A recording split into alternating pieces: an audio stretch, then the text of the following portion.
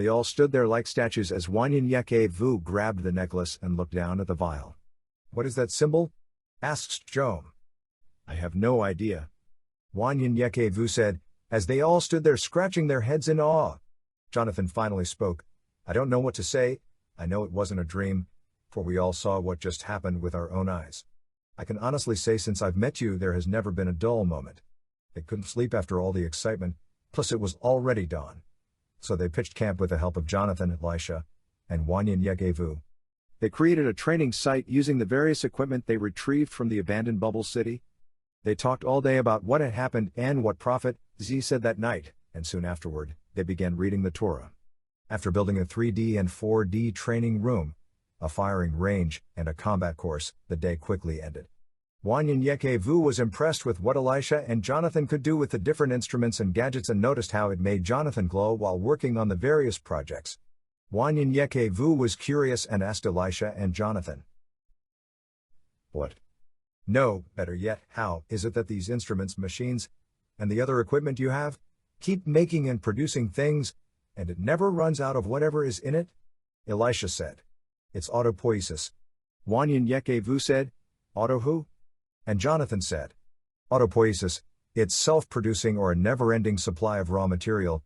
Jonathan picked up the C-56 and explained, "The periodic table is a tabular arrangement of the chemical elements. They are organized based on their atomic numbers, electron configurations, and recurring chemical properties. Now, elements are presented in order of increasing atomic number," pointing to buttons on the C-56. "Except for these two stones, everything is on the periodic table. You have to know the basic." Wanyenyekevu had never heard Jonathan speak in such a matter but became confused and interrupted him. You lost me right after you said periodic table. Science was never my thing. I can now be officially called dumb when it comes to science. But I'll be willing to learn." Elisha picked up a C-12. The C-56 is basically for constructing buildings and other structures. "Look at this, it's a C-12. Now it's a little bit easier because it produces only weaponry and the..." Wanyenyekevu interrupted again. "I'm sorry I even asked. I thank Sabaoth above, that I have you too, and by the way, I changed my mind, I don't want to learn it either. Not yet." As he walked off smiling and shaking his head, periodic table, autopoiesis. Sabaoth is able. The three sisters, Grace, Mercy, and Joy, helped where they needed, and then they sat around reading the Torah as the men worked. A few hours before dusk, they all went fishing. "Tonight, we can eat hearty, but tomorrow we must perform the holy June," Wanyenyekevu said. "What is June?" said Elijah. Wanyenyekevu replied, "It's going without food or fasting as you consecrate yourself to the Lord by building up the spiritual man and lowering or resisting the physical man or your flesh." Flesh refers to your own physical or fleshy weaknesses and desires. Briefly, they discussed the June and continued fishing. For the first time since they all met, they were having fun. Ibrahim's children had never been fishing other than playing virtual video games, and Elijah thought he knew what he was doing because he always beat Elisha in the game. They all stood along the bank except Jonathan and Elisha, who moved a few feet away, for they had created a boat with their equipment. Elijah boasted to Elisha, "If I catch more than you, you have to clean mine," Elisha said. "Okay, but if I get more than you have to clean mine as well." They agreed. Elijah threw in his line, and Elisha soon followed. Wanyenyekevu had his spear, picking fish left and right out of the water. Grace, Mercy, and Joy made a long chair and sat there with their poles in the water while they talked about what they had read from the Torah. "Got one!" shouted Elijah. He reeled it in slowly, just like he did in the game. It was a nice-sized fish, unlike the game, but he had a rude awakening when he took the fish off the hook. Everyone stood there, looking at Elijah and his catch. "Don't," Wanyenyekevu said, but before he could get it out the fish slapped Elijah in the face and Elijah and the fish both fell into the water. Everyone started laughing. Elijah, embarrassed, got up and fell to the ground, by his sisters. "Well, I'm done with that." They laughed even harder. Daniel didn't enjoy fishing and saw an opportunity to have some fun jumping on Elijah's back. "Let's play." Afterward, they all gathered beans from the mesquite and pullover tree and picked desert hackberry, jojoba nuts, and other edible plants around them. They finally closed out the day by preparing and eating dinner together. At 4 a.m. Wanyenyekevu woke everyone up. "Now is the time to June. For us to fight as one, we must be as one. No berries, no beans, and definitely, No meat. You can drink water, but for long periods, you can drink apple juice for days or weeks, but water only during the holy jeûne. This week we shall jeûne for 4 days until noon. And every week after that, we will fast longer. Wanyenyekevu turned to Daniel, you must keep up, my friend, for I started my jeûne at an age younger than you, so I know you can keep up with us. Then he turned to Jonathan, for he expected Jonathan to say something clever, but to his surprise, Jonathan had said nothing and had a sincere look on his face. He continued, let's form a circle. Everyone gathered themselves and formed a circle. One half of my descendants are from the Tunica tribe, which originated from the Congo forest, and the other half from the Natchez and Choctaw tribes of America. The Tunica tribe mastered Kamjika, which combines many African nations and Asian martial arts. Being Native American, I have also fused some Native American combat fighting techniques into it. And Sabaoth finished the rest with some techniques out of this world, literally, and the entire style is called Poing de Dieu or Hands of God. Wanyenyekevu started stretching as everyone gathered around in a circle. I must admit, I need your help with this technology for weapons, he said while looking to see if anyone had questions. He continued, okay, we call this circle in the Zulu tongue an kumbi. The plural form is imi kumbi. However, in Native America, it represents or symbolizes the 4 directions. Think of it as a compass. It symbolizes what is needed during a conflict or what we use when challenging an attack. He spoke slowly as he pointed toward the east. The east represents balance, confidence, and creativity. In battle, the east influences the identification or location of an adversary. Therefore, you're setting up and developing a solid attack position. We employ these techniques with energy, movement, and commitment. Then he pointed toward the south. The south represents strength, focus, and success. So, in battle, the south influences an opponent's brave, aggressive challenge. Therefore, the adversary is effectively controlled by this technique. Then he takes a breath and pointed toward the north. The north represents courage, energy, and knowledge.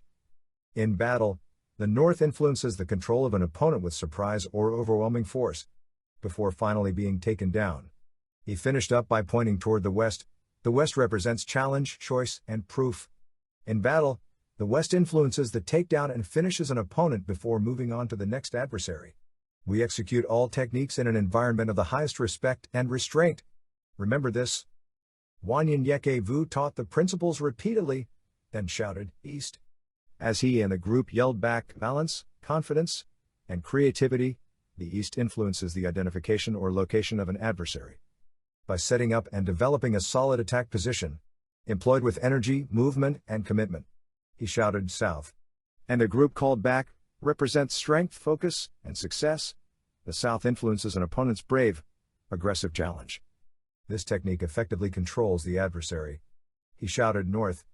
The group called out, represents courage, energy, and knowledge.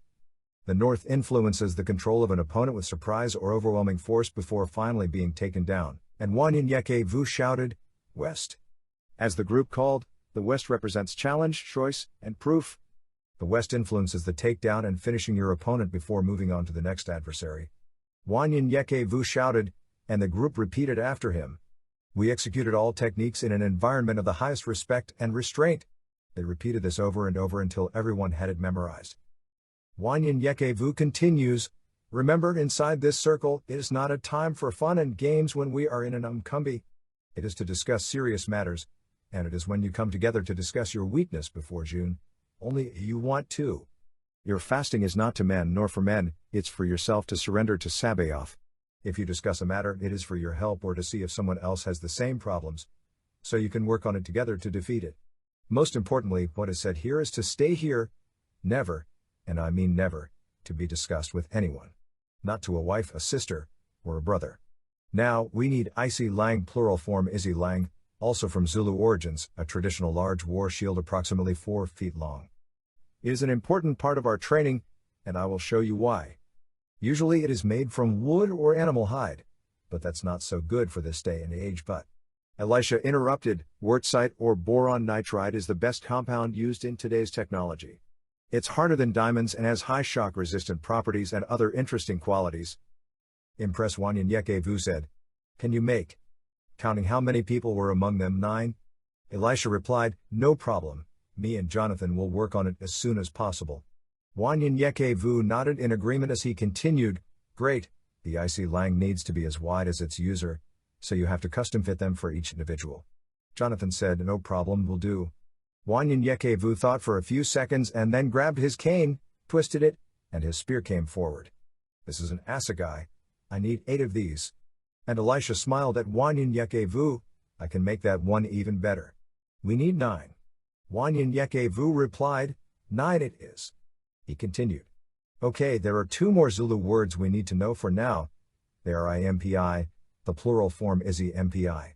Now, IMPI means battle formation. When you hear this word, it is essential to stop everything and prepare for battle. You will always be in defensive mode. He then shouted, Iwa. Looking at everyone's faces, he said, the last Zulu word you will need to know for now is Iwa. It means war or fight. This word is not to be taken lightly or used lightly, for when you hear it, you are to fight. Not prepared, not get ready, but to fight. Think of it as a battle cry. He shouted again. Iwa. Everyone sprung up but didn't know what to do except Daniel, who stood there with his weapon drawn. I like that, Daniel. Wanyenyekevu said, taking his feet, showing Daniel how to stand and find his center of gravity. Elijah smiled, that's little Bruce Lee. He has watched all his films. Walking by everyone, Wanyenyekevu illustrated the basic stance.